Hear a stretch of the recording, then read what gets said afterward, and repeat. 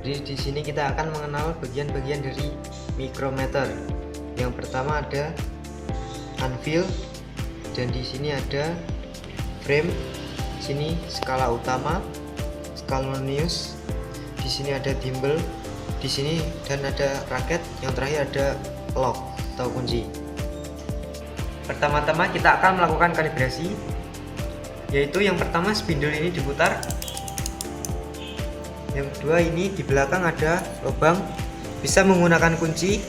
Ini ditarik ke depan sampai garis lurus ini pas,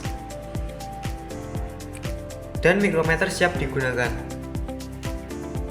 Jadi di sini kita akan mengukur ketebalan buku. Ini bisa diputar sampai pas, dan ini dikunci. Ini bisa dilihat. Jadi ketebalan bukunya adalah 2,14.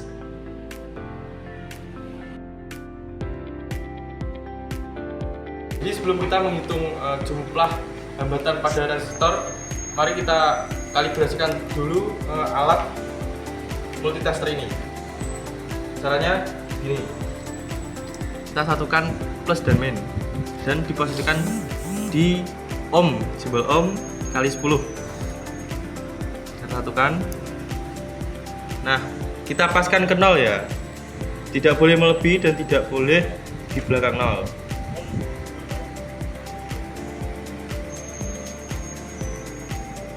Oke, mari kita hitung jumlah hambatan pada resistor.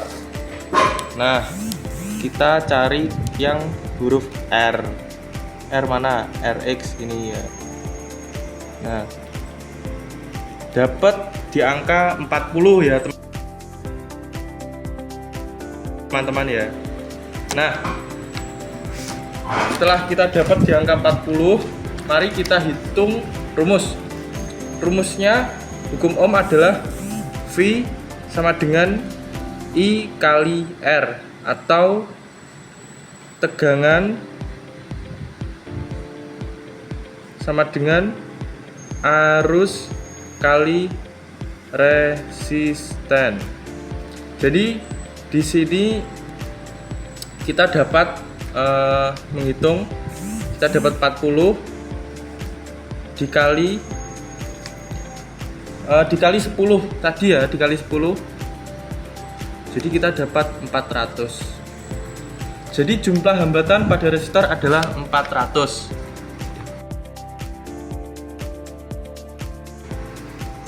Mari setelah kita menghitung jumlah hambatan pada resistor, kita akan menghitung daya pada baterai. Daya pada baterai seperti ini biasanya 1,5 ya. Sebelumnya kita kalibrasikan terlebih dahulu.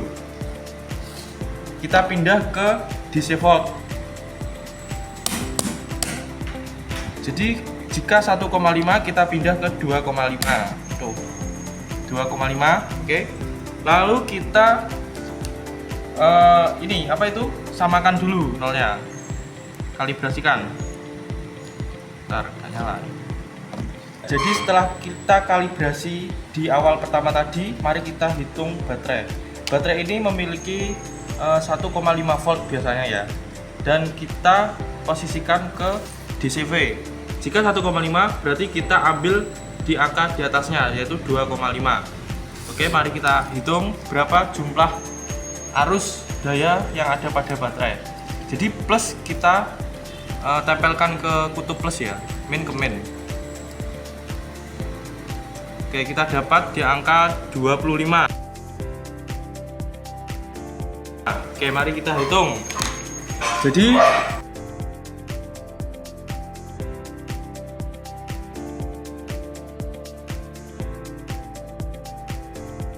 baik, di sini saya akan jelaskan tentang neraca Watthouse atau neraca 4 lengan. Untuk bagian-bagiannya, di sini ada tempat beban, lalu ada tombol kalibrasi dengan neraca, dan bagian ini adalah skalanya. Ada skala 100 gram, 10 gram, 1 gram, dan 0,1 gram. Untuk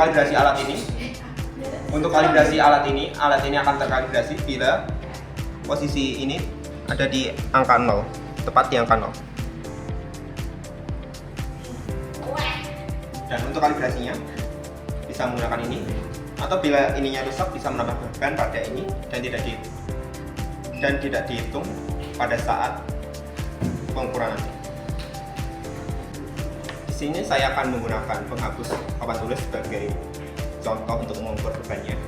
Pertama kita letakkan dulu. Setelah itu kita ukur penghapus papan tulis ini menggunakan dengan cara menambah bebannya. Nah, jika bebannya seperti ini maka tidak boleh, kita harus kembalikan lagi.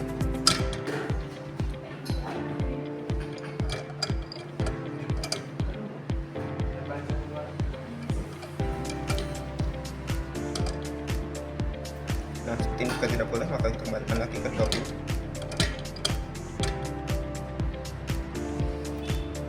Lalu jika seperti ini kita tambahkan lagi bebannya sedikit demi sedikit.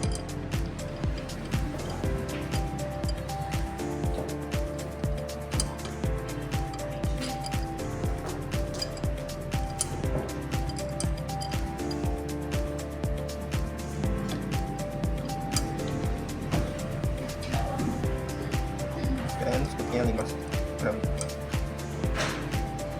Setelah itu kita tambahkan bebannya yang paling kecil ini.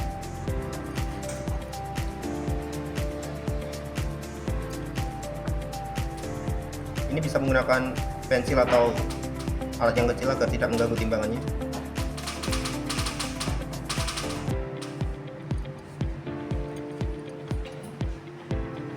Kita tunggu sampai seimbang dulu.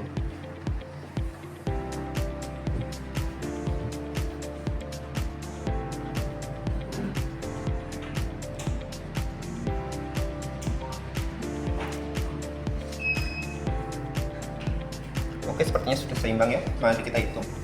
Untuk beban dari penghapus papan tulis ini adalah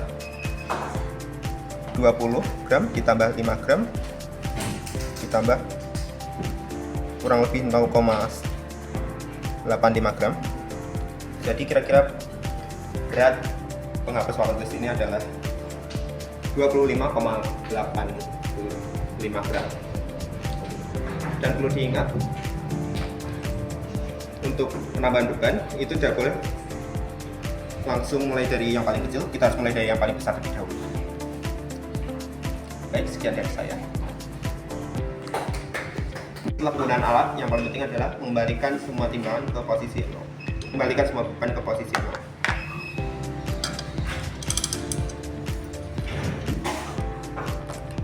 Baik, sekian dari saya.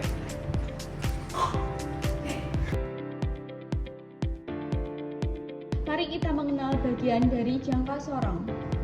Di sini ada rahang dalam, rahang luar, baut pengunci, skala utama, skala nonimus. Kita akan membuka dulu baut penguncinya. Di sini kita ada juga pengukur kedalaman. Langkah pertama kita akan mengkalibrasikan dulu jangka sorong ini sebelum digunakan. Langkah pertama kita akan membuka baut pengunci terlebih dahulu. Dan kita akan mengembalikan ke titik 0.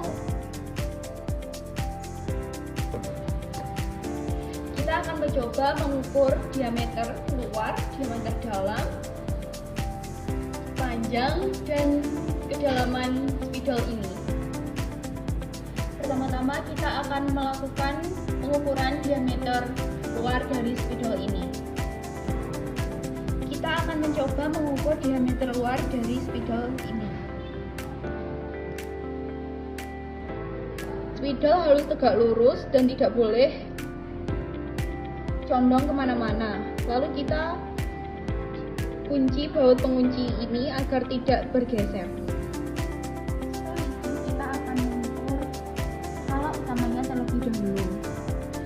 Ini kita akan mengukur garis-garis ini terlebih dahulu. 1, 2, 3, 4, 5, 6, 7, 8, 9, 10. Jadi satu ini ada 10 garis. 1, 2, 3, 4. Di sini di pertengahan 4, jadi kita akan menulisnya 14. Setelah itu kita akan mengukur skala noniusnya.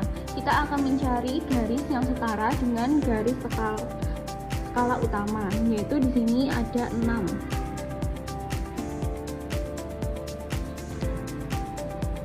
Setelah itu kita akan mengukur skala noniusnya. Kita akan mencari garis yang setara dengan skala utama.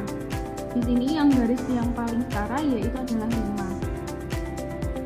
Kita akan menuliskannya dengan 25. Setelah kita mengetahui skala nonius dan skala utamanya, kita mari hitung hasil akhir dari skala nonius dan skala utama ini dengan menggunakan acuan 0,02 mm. Caranya, skala nonius kita kalikan dengan 0,02 mm.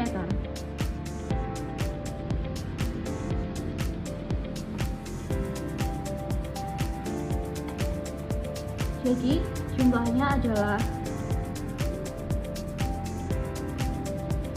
hasil ini mari kita jumlahkan dengan skala utama, yaitu 14. Jadi hasil akhirnya adalah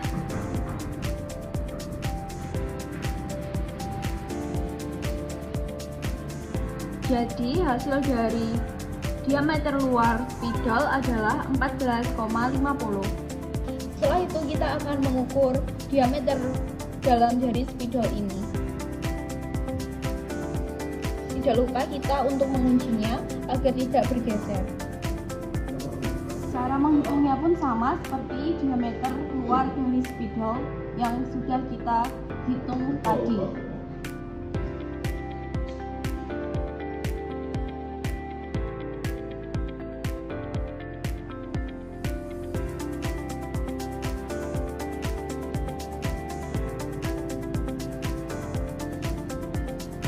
Setelah kita mengetahui diameter dalam, kita akan mengukur panjang dari spidol ini.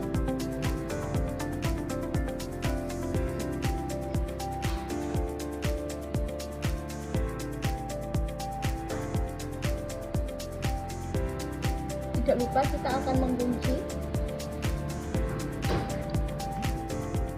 Yang terakhir kita akan mengukur kedalaman dari spidol ini. Tidak lupa kita akan mengunci. Cara mengukur panjang dari spidol ini pun sama seperti cara yang sebelumnya kita hitung tadi.